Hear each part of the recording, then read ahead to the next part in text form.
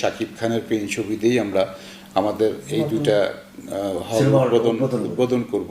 আমরা আগে বলতাম যে চলচ্চিত্র প্রযোজকরা যদি চলচ্চিত্রে বেঁচে থাকে তাহলে সিনেমা বেঁচে থাকবে, কিন্তু এখন আমরা প্রযোজকরাই বলছি যে এখন সিনেমা হল বেঁচে থাকলে চলচ্চিত্রর প্রযোজকরা বাঁচবে এবং চলচ্চিত্র বাঁচবে।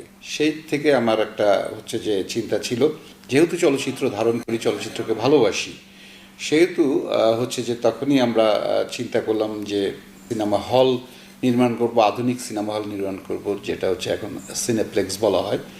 আধুনিক সমস্ত সুবিধা দিয়ে, অনলাইন সুবিধা, সাউন্ড সিস্টেম, পরিবেশ সব কিছু দিয়ে অত্যাধুনিক শীততাপ নিয়ন্ত্রিত সিনেমা হল, যেগুলোতে দর্শক টানার জন্য যা যা করা দরকার, এবং হচ্ছে যে আমাদের সিঙ্গেল স্ক্রিনের গতানুগতিক সেই 1000-1500 সিটের না, আমরা এটা হচ্ছে খুবই মার্জিত এবং ভালো একটা সোবার একটা হচ্ছে সিট দিয়ে, ভালো পরিবেশ দিয়ে আমরা 250 একটা হল এবং একটা 200, এই দুইটা হল কে স্ক্রিন সিনেপ্লেক্স আমরা প্রথমেই হচ্ছে গোমতী টাওয়ার, ক্যান্টনমেন্ট বোর্ডের উল্টা দিকে, কুমিল্লা, সেখানে আমরা প্রথম শুরু করছি।